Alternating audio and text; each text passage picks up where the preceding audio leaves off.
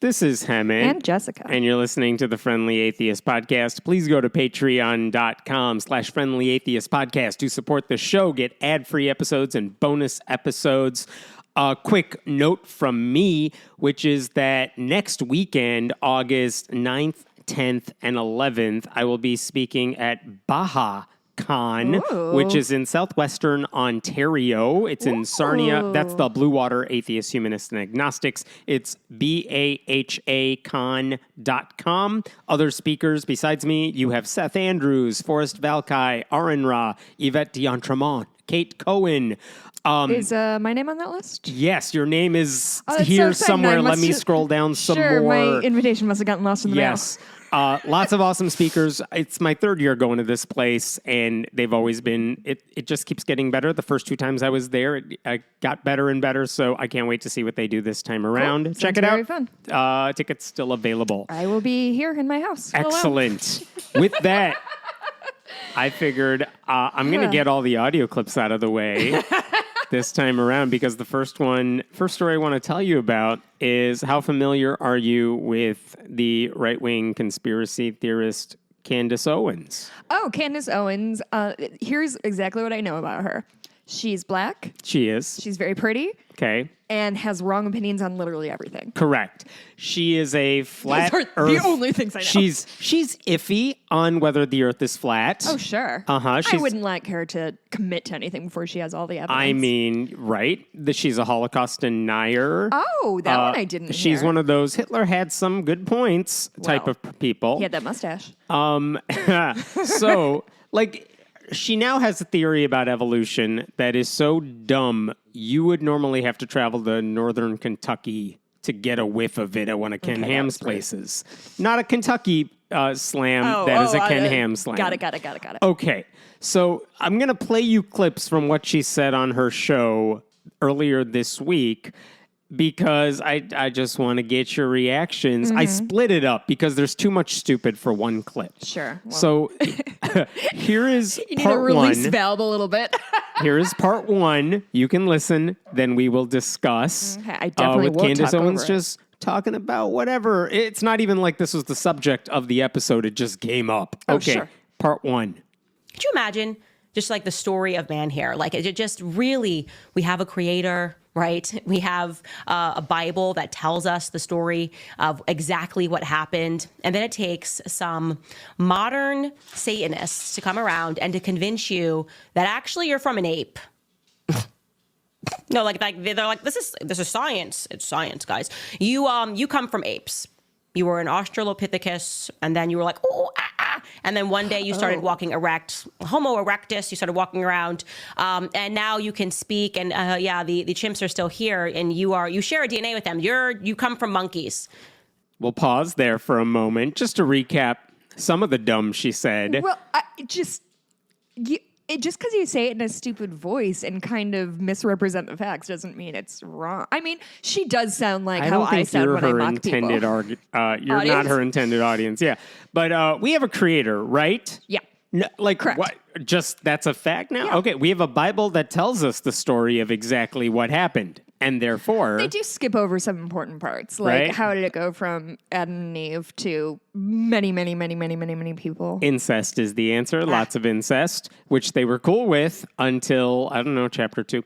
But apparently, if the Bible says it, there we go. We have the story of exactly what happened. And then it takes some modern Satanists to come around and convince you that actually you're from an ape.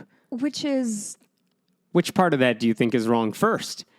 I mean, okay. Well, do you want to do the evolution piece of it? Sure, you're not from an ape. We descended from a common ancestor. That's why there's no weirdness about the fact that apes are still around. Yeah. That's not a problem for people who understand what we're talking about. I think also, like pre-Darwin, there was a naturalist who thought that evolution could happen like within an animal's lifetime, like that they could adapt to circumstances within their own lifetime.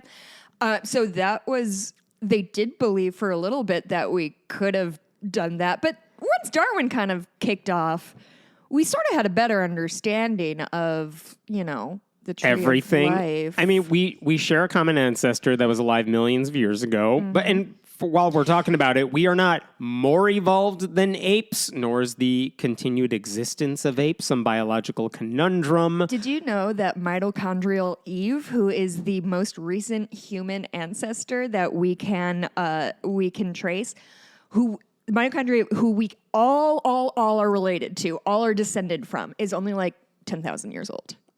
Isn't that insane? Listen to Let's Learn Everything About It. They explain it better than me. And also, evolution isn't true because, quote, modern Satanists say it is. Like, it's true because all the evidence we've ever found points in that direction. And it's not just atheists who accept evolution. Large number of white mainline Protestants, the non-evangelicals, they're fine with it. Catholics are generally fine reconciling their faith with science. We talked about this a week or two ago. A lot of people accept evolution. I mean, the correct answer is evolution without any guidance from God. But if you add in, how about people who accept evolution with God's help, or they credit God's help? It's the same, like majority, I think at least 2/3 of Americans are like, yeah, I accept evolution with or without God's help. So most people are okay with evolution. And she's quickly like, oh, these modern Satanists from what, 150 years ago at least? As you were saying, we're not her target audience. And I frankly don't think she is trying to convince anybody of anything. I think this is an exercise in like in crowd versus out crowd, right? Like, we believe this, they believe that. Isn't it crazy? And if you want to convince people of that, at the very least you could do is give them the generous idea of here's what their take is. That's a good point too. And no, there's no steel manning here. It's just, no, this is what they believe. Ha ha ha, aren't they stupid? Yeah. It's like, no, and to be fair, we're pretty stupid, but for different reasons. In other ways, yes. Here's part two. Part two of the same clip. More. And there are people that believe that because trust the science, right? They polluted our bodies every single day. We understand this. We're literally being mass poisoned by the same government that is rinsing the population with this atheism, like this atheist ideology, while convincing people to believe in themselves. You can be your own God. Yes, that is what atheists teach. You can be your own God. And we, the atheists, are mass poisoning everybody. The government is mass poisoning everyone with this atheism. I thought she was talking about evolution, but now it's, our government, by teaching evolution, is actually indoctrinating everyone with atheism, mass poisoning the world by teaching them what the evidence shows about human origins. I don't think... She's not done yet. There's more? Oh, there's more. I always think it's really interesting when people equate secularism to atheism, because they're not the same thing. Yeah. Right? Like, they're distinctive things. And we said, there are plenty of people who accept evolution, but they think God had a role in it, or God guided it, or God oversees it, or whatever bullshit you want to believe to make you feel better. But that does not mean teaching evolution means teaching atheism. Right. That's frankly an insane leap. Yeah. Okay. Speaking of insane leaps, here's part 3, next little bit.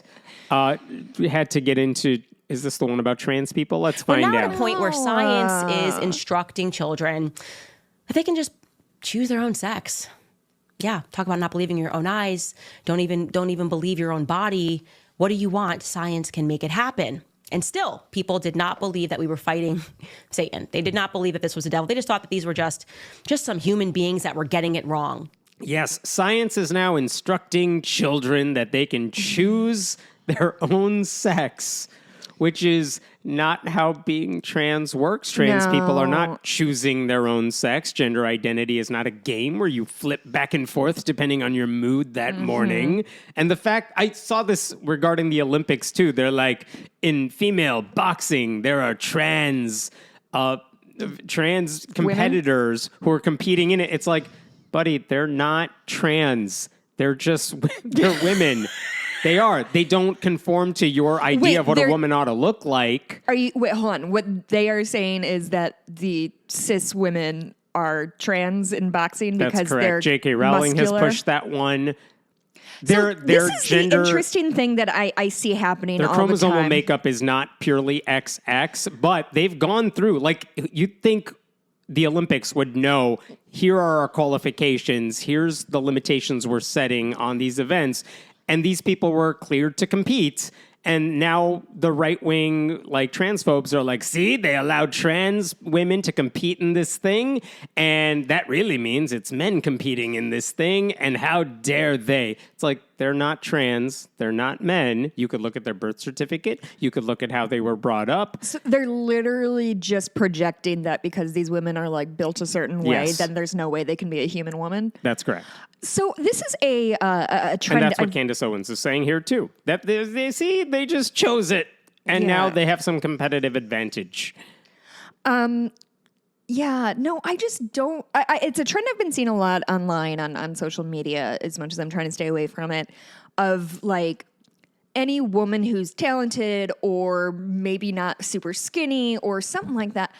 I will see, like Beyonce, I always see it like, oh, yep, there you can see that's her penis. And it's just like, they are so transphobic that they are looking for penises wherever they see women. This is why I appreciate when the Democrats are going after Republicans for being weird, because it is weird to be that obsessed with other people's genitalia. Okay, what happened with the word weird in the last 24 hours? Basically, I think it was Tim Walz, the governor of Minnesota, who started using it like more than a year ago. Oh. But it was basically, this is a fair assessment of where the Republican Party, not just Trump, but everyone is at. Because the stuff they claim that everyone cares about, it's all fucked up. Yeah. And look, Joe Biden, one of his problems with campaigning is that he's like, this is a fight for democracy. We're fighting for these highfalutin ideas. Yeah. Whereas, you know what? They're bullies who cannot handle being mocked or treated as victims of bullies. So just call them for what they are. These are weird freaks who are obsessed with the dumbest things. So when they say, we got to get rid of this book because it has a thing I don't like, we do this with evangelical Christians all the time when we talk about purity culture. It's not just that it's wrong. It's that the stuff they're obsessed with that they treat as some super powerful thing that you cannot cross this line.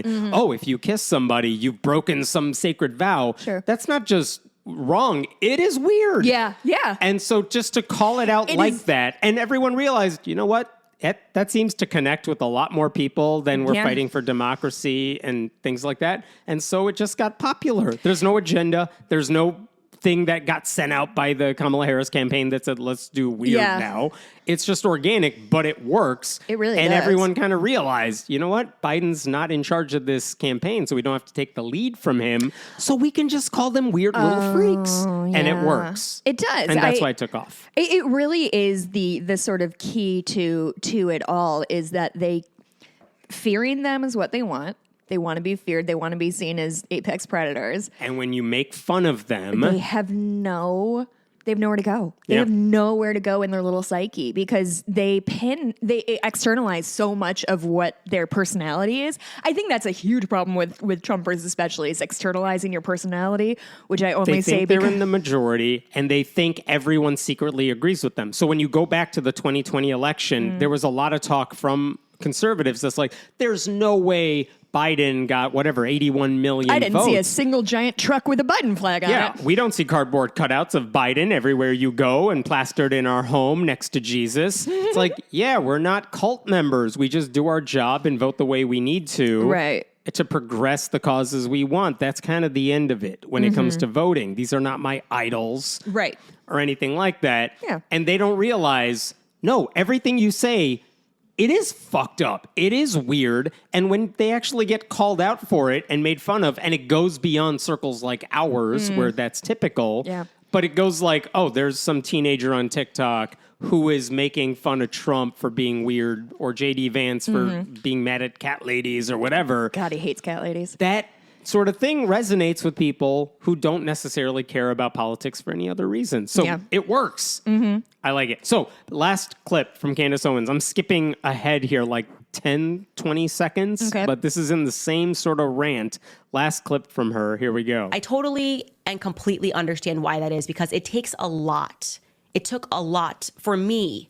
I had to really commit myself to a long period of research to truly believe that it is plausible that this world is being run by a very small group of elite oligarchs who routinely practice homosexuality and pedophilia and who believe in Baphomet as a deity and who worship a transgendered deity. That's a lot, actually. Even saying it right now, it's like, wow, that sounds really crazy.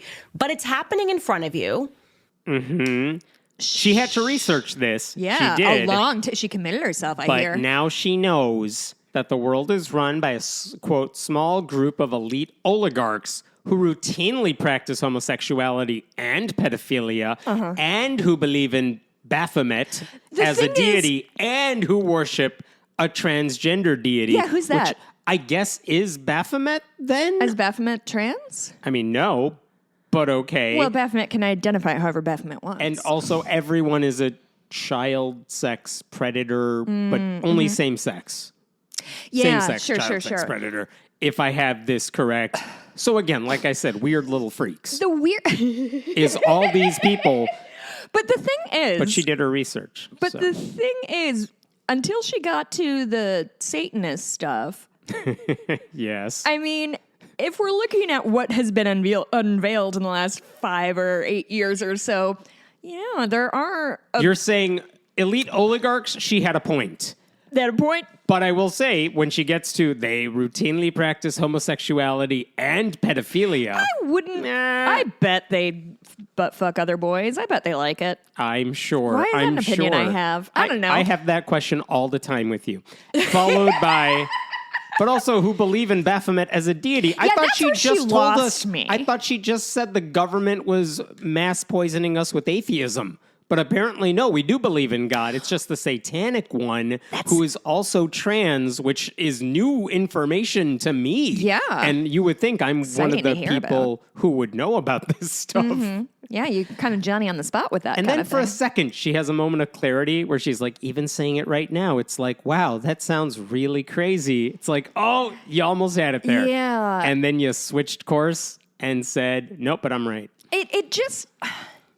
It really kind of blows my mind how we have the same information, you and I and Candace Owens. We can look at the last, 46 presidents who are all male and Christian. Mm-hmm. We can look at the makeup of Senate and Congress, and they're all Christian, most of them. Mm-hmm. Huge majority. Mm-hmm.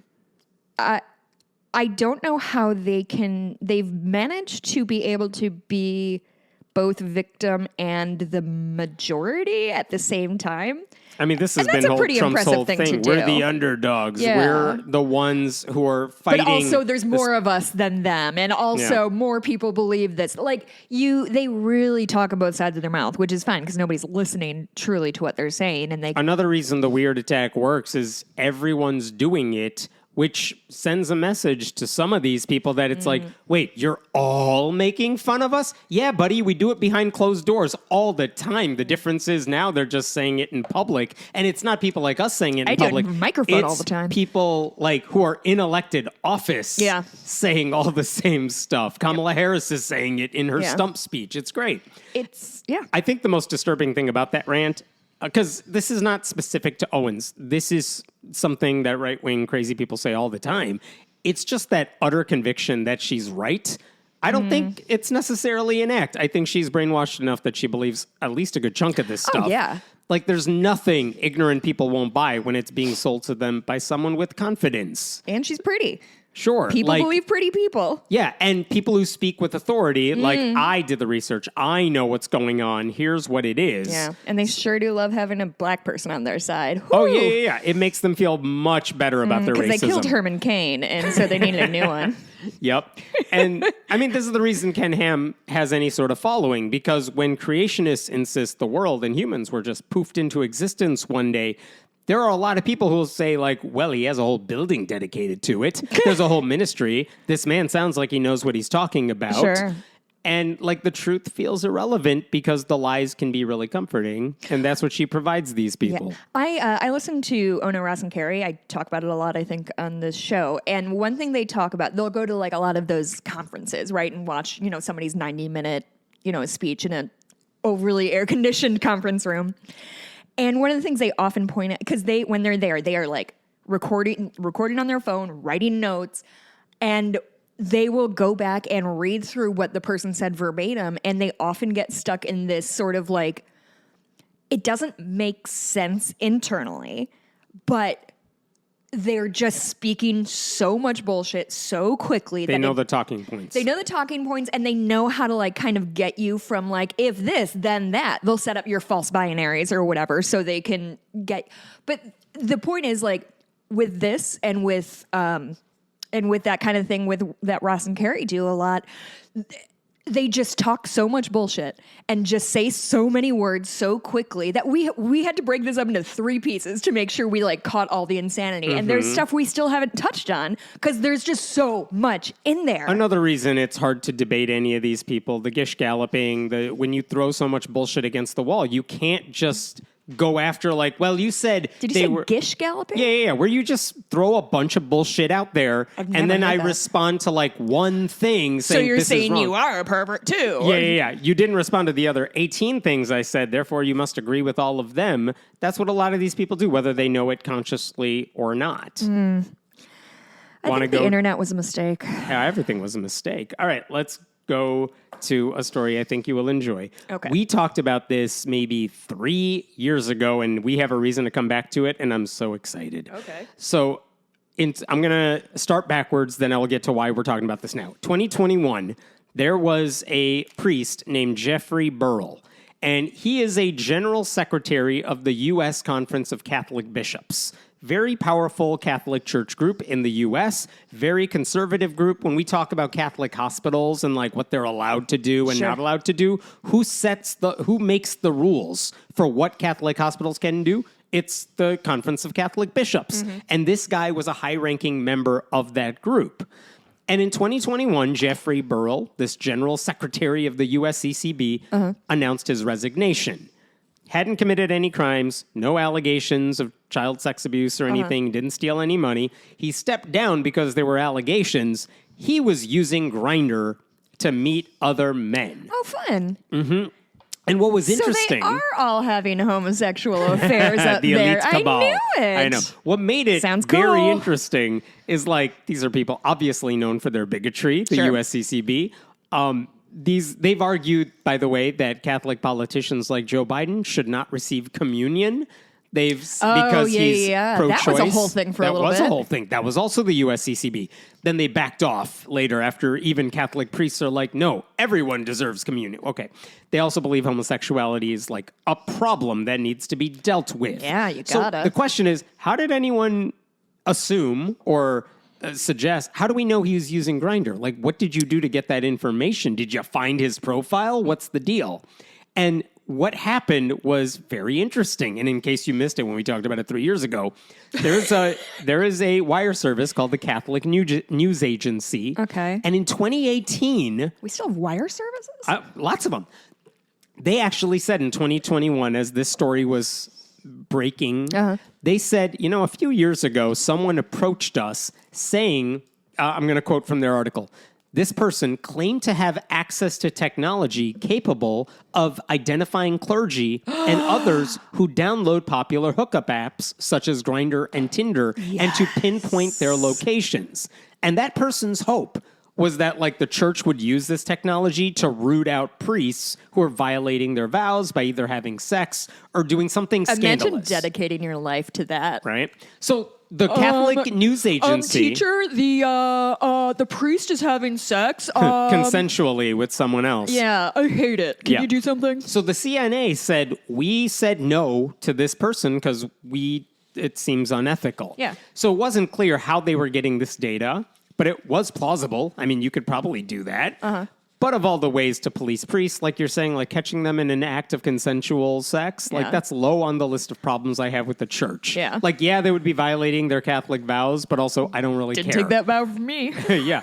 So the CNA said no to that offer. But a Catholic website called The Pillar, it's like one of those Substacks run by conservative Catholics, They said yes, and they're the ones that broke this news about the guy. This is from their article from This is all from 2021. 2021. Okay. According to commercially available records of app signal data obtained by The Pillar, a mobile device correlated to Burrell emitted app data signals from the location-based hookup app Grindr on a near daily basis during parts of 2018, 2019, and 2020 at both his USCCB office and his USCCB-owned residence, as well as during USCCB meetings and events in other cities. Yeah, good for him. Hotel hookup. Data app signals suggest he was at the same time engaged in serial and illicit sexual activity. ...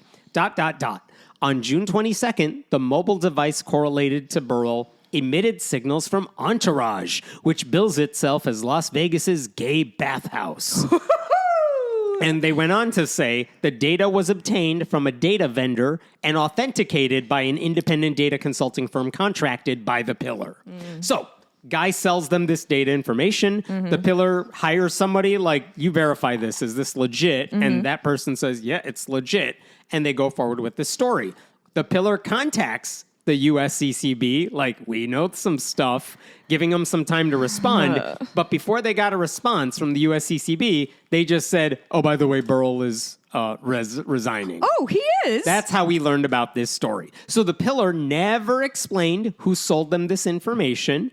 But days later... Are they obligated to No. morally? Okay. Nope. I mean, they said, someone gave us this data. We're not telling you who, but we verified it ourselves, which, all right, fine. Days later, they said, we also have information that some priests in the Archdiocese of Newark, New Jersey, were also using Grindr. Newark, the world's gayest city. And they also said that in 2018, according to their data, data showed that, quote, at least 32 mobile devices from within areas of Vatican City that are off limits to tourists were using similar dating apps. Yes. Oh But the my God, thing why is- do they have smartphones? Yeah. So Don't they just talk to God all day? here's the thing. In the 2 years, 3 years since that that's story so broke, good. we did not hear any additional stories. Which is too bad, because I bet there's some good ones. We did not find out who's using, like the Pope's phone was not tapped. We don't know who in the Vatican was doing this. We don't know who in the Pope is having Archdiocese. secret gay sex. I would love mean, that. good for That him. would be the He most deserves interesting it. thing that happened in the papacy since we had two popes at the same time. So in 2023, cut to 2 years later, the Washington Post reported a little more information. Finally. They said that conservative Catholic donors in Colorado poured millions of dollars into the technology that was being sold to various outlets in order to share it with bishops all around the country. And Burrell was just caught up in the storm. So here's the Washington Post. So this is just a mass snitching effort. Yes. This is the Washington Post. The secretive effort was the work of a Denver nonprofit called Catholic Laity and Clergy for Renewal. Laity. ... Yeah, the regular people. Okay. So, basically saying we're layperson. conservative Catholics and we want to return to the good old days where Catholic vows mattered. They said the use of data is emblematic of a new surveillance frontier in which private individuals can potentially track other Americans' locations and activities using commercially available data. No U.S. data privacy laws prohibit the sale of this data. Okay. Basically, these people said, let's use millions of dollars. Let's access all this data from Grindr, from Tinder, from whatever, and let's start showing people. And their aim, if you go by their mission statement, is, look, Catholics have these vows. We think there are Catholics not obeying them, priests specifically. So let's go to the bishops and say, look, let's root out the people who don't take your vows seriously. Oh, boy. And they were going to use this data to help better train priests in the future. And by the way, this group spent over $4 million to purchase and analyze the data, to pay staff, hire attorneys. And the group's president wouldn't speak with the Washington Post reporters. Why? But he did publish another piece separately on another conservative website saying, basically, look, we're doing this because there was a cardinal, Theodore McCarrick, who had actually been grooming and sexually abusing young men for decades. They wanted to avoid a repeat of that, so they wanted to spot danger. This is a quote from him. We wanted to spot dangers that could lead to more scandal and heartache for the church down the line. How do you prevent a child sex predator? Well, let's get into all these priests' phones and see if they're using Grindr. And there's obviously a big difference Huge between what difference. someone like McCarrick did and what other priests may or may not be doing. I just can't. But this is what the group says. This is why we're doing it. This is why we're spending money on this. I mean, talk about purity tests. Yeah. Like, just to point out the obvious, a priest having a same-sex hookup, it may be an ethical lapse given what the Catholic Church believes, but that is not a danger to anybody else. No. That is not grooming. That is not child sex predation, anything like that. It really isn't. Catching a priest on Grindr is not in the same ballpark as a priest sexually abusing a child. and I think that's one of the things that happens when, they talk about how like all sins are bad, right? A sin is a sin is a sin. And so when they think that a priest using Grindr and having a consensual gay hookup is just as bad as a man systemically grooming young people for sex, That should tell you a lot about their value. Truly, if you can't see the difference between those two things, then I'm not sure what else we can talk about to like make you understand. Mm-hmm. According to the Washington Post, that nonprofit group that rose, they have obtained data that spans 2018 through 2021 for not just Grindr, but also other apps used by gay men, including Scruff, Growler, and Jacked, as well as OkCupid, which caters to more people than just gay men. But most of the data was from Grindr. And the focus, said someone that they spoke with, the focus was gay priests, as if that was the problem in the Catholic Church that needed to be rooted out. Isn't the Catholic Church having a pretty big problem with recruiting priests right now? Oh, yeah. So what we're trying to do is weed more out? It's interesting. Not only are they having problem finding priests, the priests they are finding are like very much right-wing incels. Oh, of course. Because Yeah. at this point, why are you going to commit yourself to a life of chastity and poverty? I mean, just go after the guys who can't get women any other way. Truly. Like, So anyway, this is also from the Post. One report prepared for bishops say the group sources, where are they getting this information from? The group sources are data brokers who got the information from ad exchanges. Because if you're trying to buy ads on a place like Grindr, you want to know where people are using it. What type of demographics are you working with so you could target advertising to them? So they know the sort of people using their phones. So if you can get the information from those ad vendors, and you could say, well, we knew someone who lives here and goes here, like is using the app, so we can try to market to them. Well, guess what? If you can narrow down, well, all these guys live in the Vatican City, or someone who works in the Catholic Church because they spend an inordinate amount of time there and then lives apparently at a facility owned by a thing, we think that's a priest. And we can narrow it down that way to which person or people it could be. And in the case of Burl, they were able to track it down so specifically that there was no choice except that it was this guy. That's how they found him. So you can see all the ethical issues happening here using publicly available data. Okay? And that's going to play into the next part of the story. I'm going to take a page out of Walden's book and go live in a cabin on a lake and Not have a bad my idea. mom do my laundry and cooking for me. Like the thing is, if you knew someone visited a diocese or stayed overnight in a rectory and also walked over to a gay bar the next day, you don't need to know that person's name, which you would not have access to, Because you to can just narrow follow them. down. Well, to narrow down who you might be talking about. Right? There's a limited number of people who might have that sort of walking pattern in a given day, because how many people are living at the rectory? How many people are going to the church So on this is sort of breaking my Friday? psyche a little bit, because I've always kind of had the general opinion of like, yes, we have so much data being collected about us at any given time. It's unavoidable, probably avoidable. It's unavoidable the way I live my life. But like the sort of thing that makes me feel better is like, there's so many human beings and nobody's doing anything that interesting. So they're taking like mass data. They're They not are saying taking like, mass data. Jessica Greiff, what are you doing Right, today? right. And this sort of freaks me out that somebody could. And of course I knew that, but like, I also wouldn't suspect that somebody would sink $4 million into trying to like bust a couple gay priests. Well, what are they going to do? Worry about child sex abuse? It's Catholics here. So here's the thing. Most of the dating apps, including Grindr, say they no longer sell hyper-specific tracking data to third parties. Oh, but good. they were Thank you. clearly selling some of it to advertisers. So here's where we get to what's happened now. Okay. What the new part of the story is that Burl, that guy who got caught in the midst of all this. Very much like a Josh Duggar using Ashley Madison sort of thing years ago. Like, you weren't the target. He but you became were the caught poster up in it. child Yeah. for what happened. Burl is now trying to get some justice because last week in a California court, he filed a lawsuit against Grindr saying basically, you didn't protect my data despite your assurances that my data would be basically anonymous. And if outside groups can track it, that lack of transparency cost me my job. It made me suffer, quote, significant damage to my reputation. Well, yeah, I guess you're right. So looking at the lawsuit, it openly admits he downloaded Grindr in 2017. It also affirms that the group Catholic Laity and Clergy for Renewal purchased that personal data, sent it along to the Pillar, leading to his outing and subsequent resignation. So the lawsuit confirms Perfect. what all that reporting showed years ago. Well, I bet that reporter feels good about themselves. Well, listen, the nonprofit group and the Pillar, none of them are mentioned in the lawsuit. Oh, They're really? not parties in the lawsuit. Only Grindr is the party in the lawsuit. Interesting. The lawsuit says you told us our data would be protected from, quote, unauthorized access, use, or disclosure, but you didn't take the necessary steps to actually do that, and you purposely didn't tell us what you would reveal to third parties. Here's the lawsuit. Had Burrell known that Grindr intended to make his data available for sale, he would not have used Grindr's services.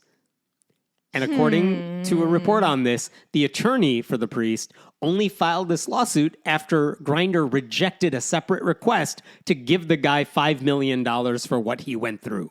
Oh, they didn't want to just give him $5 million? They did not. He could catch so many gay priests with $5 million. I mean, I'm sure bathhouse entry fees are not that much. Truly. So, look, here's the thing. They get you in the concessions, you know? Will the lawsuit accomplish anything? I don't know, because honestly, the data side of this, like, did they promise that stuff would be anonymous and then actually sell data? There may very well be an issue there. Yeah. And I don't know the ethics of that. I don't know the law about all that. So on that front, it's possible they might have a case here. I don't know. But I think more than anything, this is a chance to bring back up this guy's story. Yeah. Like the Streisand effect is fully in play here. And like the thing is, well, this guy may not have used Grindr if he knew his information might become public.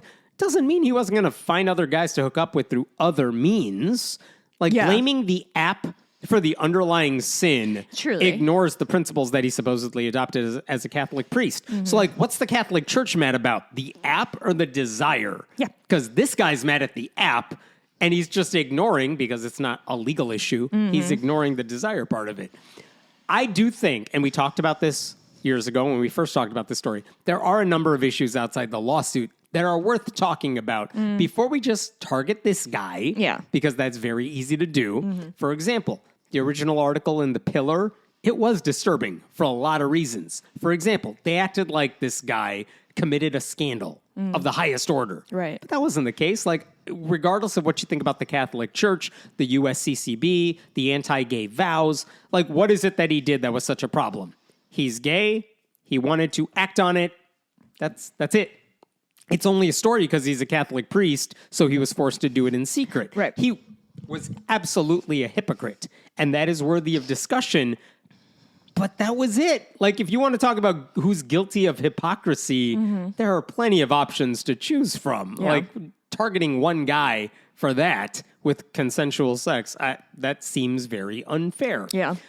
The outlet also, The Pillar, they went out of their way to say, listen, there's no evidence that this guy met up with children, falsely suggesting that there's some link between using Grindr and child sex trafficking.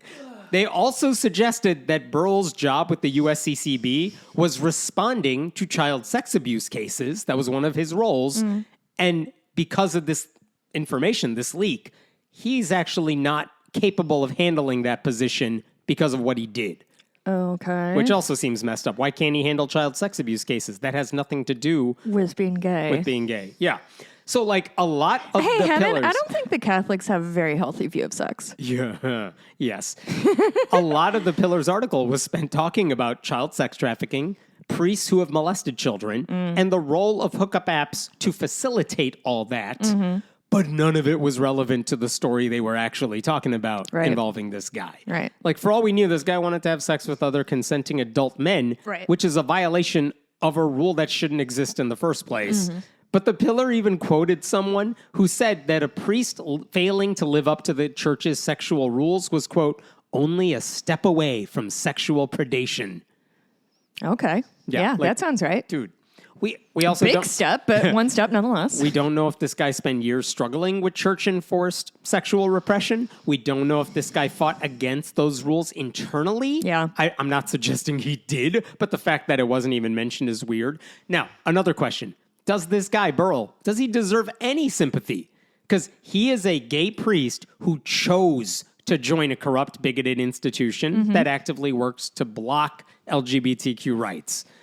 That said, I kind of thought there is a difference between a guy like him who works for an anti-gay organization and someone like Ted Haggard who actively campaigned against same-sex relationships while secretly acting on his desires. Like, it would be a lot easier to condemn and mock Burl if we could point to, like, anti-gay sermons he's delivered, which I have not seen years down the road.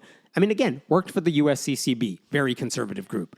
That's part of the Catholic Church, very conservative group. Right. So again, blame him for working for anti-gay people. But again, was he really at the forefront of leading the charge on anti-gay stuff? I don't know. I think Ted Haggard deserved to be outed and ridiculed. Jerry Falwell Jr. deserved to be outed and ridiculed. I am not sold on the idea that every gay Catholic priest deserves to be outed and ridiculed. Not all of them. Maybe. I mean, yeah. I could be convinced on both sides. Yeah, I feel the same way. Like, I think somebody could convince me that just by standing up there in Catholic robes, you are condoning homophobia. Like, that, I think that's an argument that can be made. That said, who do you go after then when you do that? I mean, there were a lot of headlines I saw about the Republican National Convention in Milwaukee and how it Grindr supposedly popped off. Overwhelmed Grindr with usage in Milwaukee. I don't know how true that is, but there were a lot of headlines to that effect. But the point is, if you could pinpoint, here is a delegate to the RNC who is using Grindr, should you out that person? No, I don't think so. I don't know because, well, you're working to elect people who are anti-gay. Yeah. At the same time, I would be much more okay with outing someone who is actively voting against those, like voting for anti-gay policies. Not a huge difference, but there is a difference. I don't feel like weaponizing outing people is going to be the future we all want. Like, do you want to weaponize hypocrites who are in charge of these issues at the highest levels? I think that's the question, though. Yeah, it's not hypocrisy because everyone's a hypocrite about, so many things. Yeah. It's, do you go after people who just work for an anti-gay group? And at what level do you say it's okay to out this person, but this is just some conservative blogger who's gay at the RNC? Like, yeah, that doesn't feel helpful. Or if we go after that guy, what does that accomplish? Versus going after, say, J.D. Vance. I don't know. That's a big difference. I mean, maybe, I guess my thought is, like, the fact that, and I haven't seen numbers, it could be conjecture, the fact that, like, Grindr or whatever had an uptick during the RNC just... I don't know. It just makes me... I feel like that's just as effective as being like, listen, they're obviously among you all. Like, don't... But that could encourage witch hunts. I don't know, man. Yeah, I know. Those are the ethical issues I think people ought to think about before just piling on this guy, which according to his Grindr usage, he would enjoy. If he was guilty of committing a sin, like, what about the whistleblower who used data that Grindr users thought was private? Go after that guy. What about church leaders who celebrated his downfall while ignoring or downplaying stories about priests who have secret children or who pay for abortions? Because both of those types of priests exist too. Right. There are articles about that. There is a strong case to be made that their ethical lapses are far more concerning than anything Burl did. And like, these are all people who believe we're all sinners. Like, but there were a lot of Catholics very happy to expose this dude's sin because it involved homosexuality. Yeah, I mean, it's just from the outside, it's just impossible to try to like find the thread of logic because it's just the way they sew things together. I just cannot follow their train of thought. by the way, the USCCB, when all this happened, here's the statement given by the USCCB when Burrell resigned. The conference takes all allegations of misconduct seriously and will pursue all appropriate steps to address them. When this guy resigned in 2021. Like, what misconduct? Again, he broke their rules. I get misconduct. it. But that's misconduct. No, misconduct is you did something unconsenting. Misconduct. He broke their rules about sleeping with other men. But, like, no, he didn't commit some crime. Yeah. And they were acting like he did. Yeah. And it is, like he said, it is really noteworthy that in the wake, and I'm sure we're still in the middle of it, of all of these lawsuits coming out in Pennsylvania, how is anybody focused on like consensual adult priests having sex? They have no other problems in the Catholic Church. How is nobody not pouring that $4 million into like protecting the children or compensating surviving victims? Imagine if Catholics with money, power, and tech savvy did anything good? Yeah, spent that much energy and money going after actual predators instead of priests who wanted a consensual release. Yeah, I mean, and that's, yeah.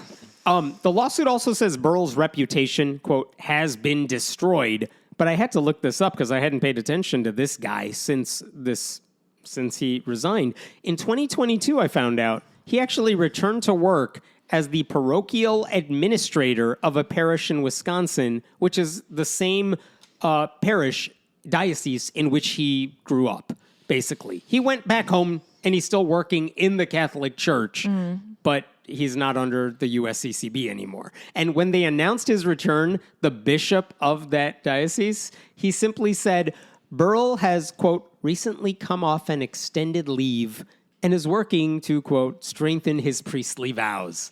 They didn't mention why this guy is back in a position now. They just said, he's back. He's working with us now. That's all. So is being gay forgivable or not forgivable? I don't know. He's working on it. Oh, sure. Uh-huh. So anyway, that's this guy, the lawsuit. I don't know how it'll turn out. That's but, wild. Interesting. All right. I'm going to move to a different story. I figured you'd get a kick out of that one. Oh, boy. All right, let's talk about Tulsa, Oklahoma. Oh, yeah. The Paris of Oklahoma. Oh, yeah, I'm That's sure. That's a French yes. joke. There is a race for the mayor of Tulsa, Oklahoma. It's at the end of August.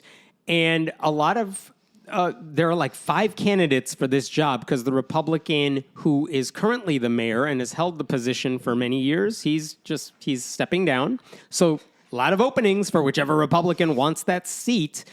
And one of the guys who is running to become mayor is a guy named Brent Van Norman, conservative Christian dude. Surprise. And over the last weekend, he spoke at a church of Jackson Laymeyer, who is another right-wing Christian nationalist type. He actually ran for Senate a couple of years ago in the Republican primary. He lost in the primary, but this guy runs the church. So Brent Van Norman goes to this guy's church last weekend, and he speaks to the congregation, as Republican candidates do, asking for their votes. Sure. There's a whole IRS. Why are they allowed to be tax exempt when they're literally telling people how to vote? But I want to share with you what he said to them, his pitch for why they should support him, why he was a good candidate, and all that. We'll talk about it after I play this clip. Okay. I am unashamed of the gospel, for it's the power of God unto salvation. My number one qualification for being mayor of Tulsa is that I am an unashamed follower of Jesus. And then the next bit. But what about your real qualifications? Without him, I can do nothing. And I think that if you go back and study the history of our nation and our founding, one, the pulpit was the primary tool for the Revolutionary War, communicating to people. But two, public officials had to be Christians in many areas.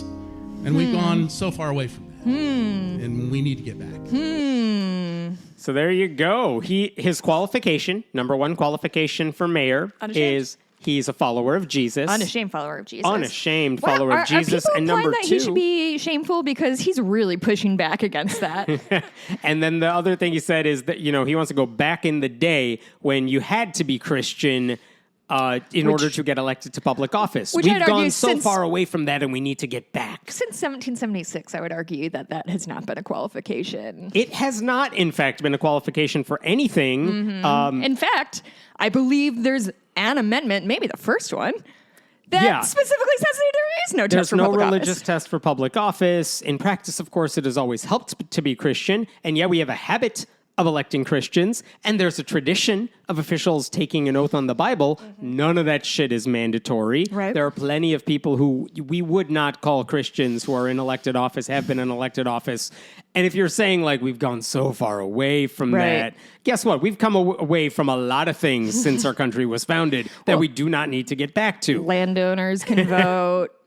Well, they don't like it when non-landowners and women and black people can do anything. I have a question. Am I technically a landowner because I own this townhouse, but I you don't shouldn't own be the voting property. for a number of reasons. Shit. Okay. Oh, and a woman. Yeah. I forgot And about look, that. if your primary qualification for mayor is your religious label, you're kind of admitting you're not a good candidate because a mayor's job is not to preside over church services. Yeah, I super needed more information about what he would do as mayor besides what are your other be qualifications? Jesus-y. He never mentioned those.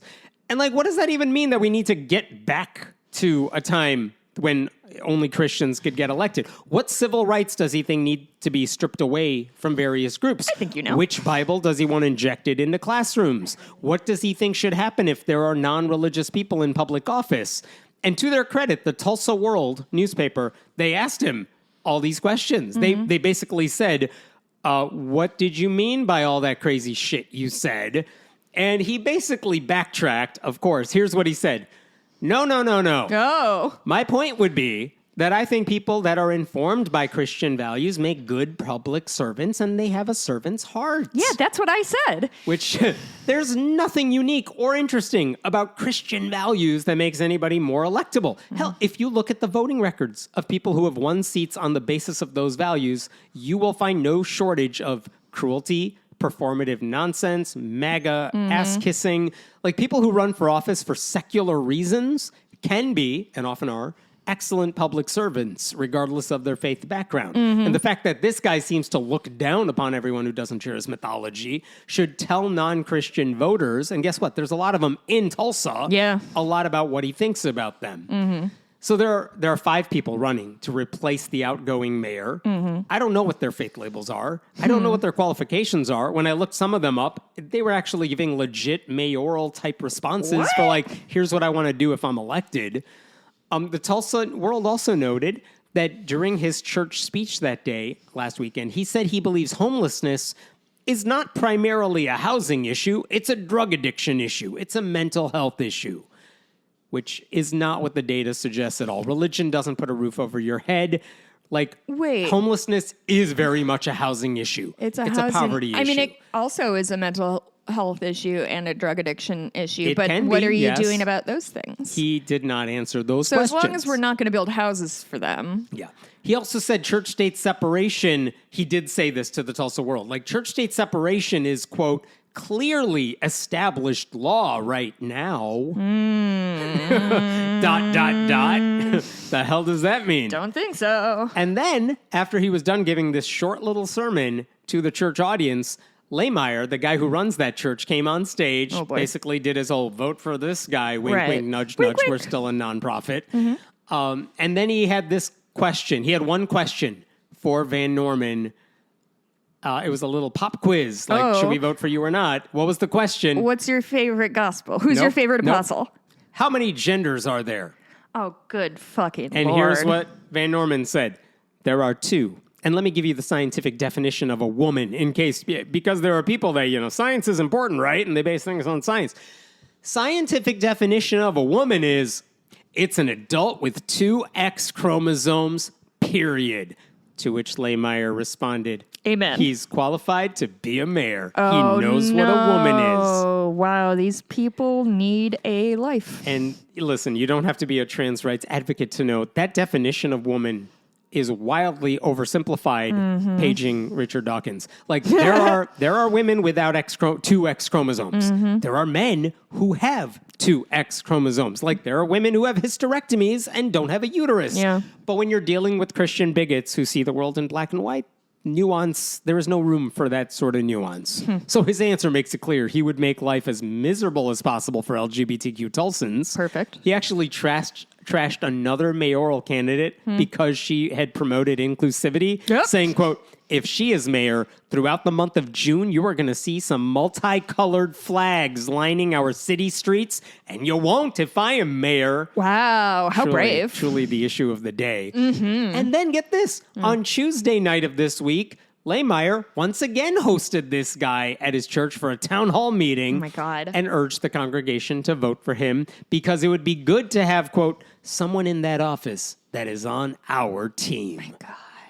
They are so about in crowd versus out crowd. Like they are so obsessed with us versus them. And it's because it feels like the only thing that they can cling on to is like the straw man out there and how he's the bad guy and we're the good guys. And so this election takes place on August 27th. Basically, if any of those 5 candidates, I think, gets more than 50% of the vote, it's over. That person's mayor. If no one gets 50% of the vote, there's a runoff later between the top 2 candidates. Don't vote for this guy, please. Yeah, please. Okay. Different story for you. Also from Arizona. This one's from Arizona. This is interesting because it involves data that I managed to get a copy of, and I think I was the first to break the story, so I want to share it with you. Okay. Basically, I found out that a public school in Arizona is renting space to a local church, which is not illegal because schools are in business like during the school year and only on weekdays. So a lot of public school districts will allow people, the public, to rent out the buildings for some cost on Saturdays, Sundays, after school, whatever. That's not an issue. This school district in Arizona was basically giving a local church not just a sweetheart deal, but it was so tiny, the contract that they were offering, that it makes you wonder, like, are you subsidizing this church at this point? Really? Yeah. So here's where this is happening. It's in Black Canyon City, which is about 20 miles north of Phoenix. It's such a rural area that there's literally one school in town, and it's Canyon Elementary School. It's a K-8 school. There's one school, that's it. Once you're in high school, you got to go to another city. Wow. And in 2023, that school, K-8, had 131 students total. Very small school, small. okay? Whole population of the city is like under 3,000. Wow. Okay, very rural. They don't get a lot of scrutiny then, right? Like school board doesn't get a lot of scrutiny. But the rules still apply because it is a public school district. So according to the rental contract I got a copy of, the fees that they charge outside groups, they're supposed to cover custodial or school personnel services, utility costs, equipment usage fee, if applicable. All of that makes sense. Like if a church wants to rent the gym or cafeteria on a Sunday morning, think about what they're doing. They're using lights, bathrooms, water, heating, air conditioning, whatever. The district has to be compensated for that, and the rental price is supposed to reflect that. I looked at a neighboring school district that is very much not rural, but they had a list on their website. This is what we charge if you want to rent our space. I think it was like $58 an hour for the high school auditorium. Also over $60 for utilities per hour, $35 an hour for custodial staff. It would be hundreds of dollars an hour if your group wanted to rent their auditorium, even for a couple of hours on a Sunday, which makes sense. At this elementary school, first of all, their prices were like so low, it was ridiculous. Okay. This is what they would charge the public. $12.50 an hour for renting the space, $20 an hour if you want to use the kitchen, and just a flat $15 if you want to use the sound system, which $12.50 an hour is really low. $12.50 is really low for renting the space. So if you do some back of the envelope math here, this church, local church, wanted to use the space for 5 hours on a Sunday, 3.5 hours on a Wednesday night, 8.5 hours total every week. That averaged out for them to about $53 a service. And if you do that 2 services a week for 49 weeks a year, which is what this church did, that's about $5,200 they would be paying the district, which is ridiculously low, but that is what the contract says. Okay. The copy of the contract that I saw, the superintendent of that district gave them the space for guess how much? Not $5,200 a year, not, I don't know, $53 a service. Okay, tell me. $5 a service. $5, that's it. Oh. So the church wrote the district a check for a whopping $490 to cover all year of 2024. That doesn't sound okay. Yeah. The church says in the contract, we'll use our own sound equipment and we'll clean the bathrooms, which is supposed to, I guess, make up for the difference. But Custodial difference. That doesn't account for the electricity, the water, the trash, the heating and air, which in Arizona will matter.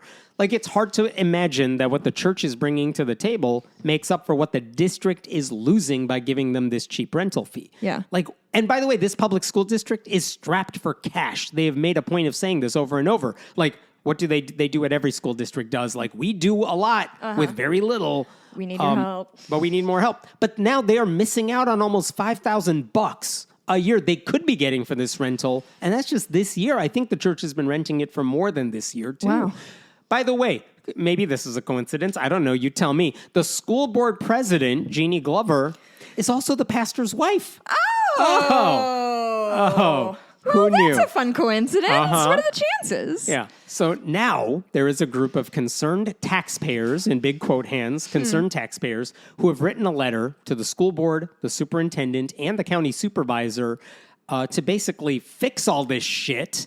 And according to the letter that they sent, they said, here are our concerns. The rising cost to continue to heat, to cool, to have custodial staff manage the buildings on behalf of these renters.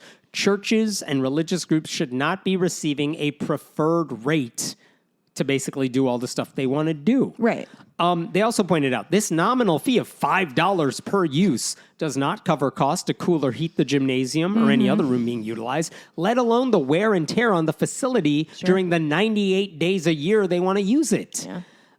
They also pointed out this is a staggering, if they use this place for 4 years, which is what they said has been going on, the district is missing out on $18,856. So the school district is subsidizing this church for what they should be paying. Wow. Why are we, as taxpayers, subsidizing what they ought to be paying for? And has anybody responded? Well, Nope. So, and by the way, they also pointed out this violates the Arizona Constitution that forbids public money from supporting religious worship.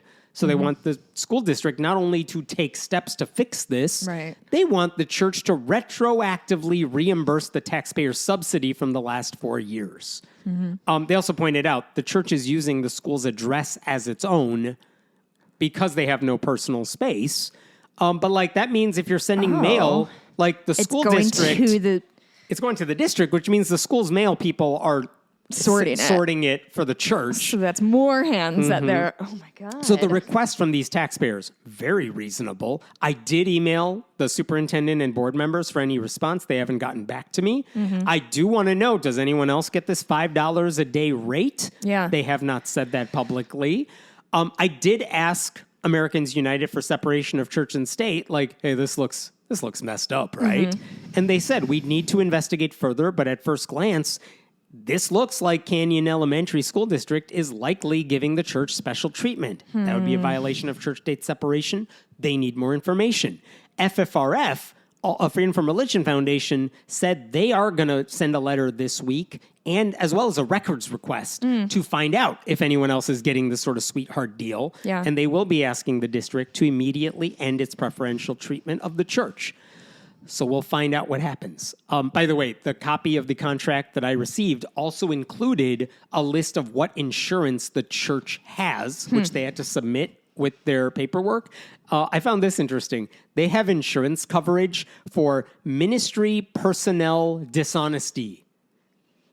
What? That is a coverage they buy, and the coverage covers about $5,000. So in case someone lies? In case someone lies and it costs them anything, don't worry, their insurance has them covered for $5,000.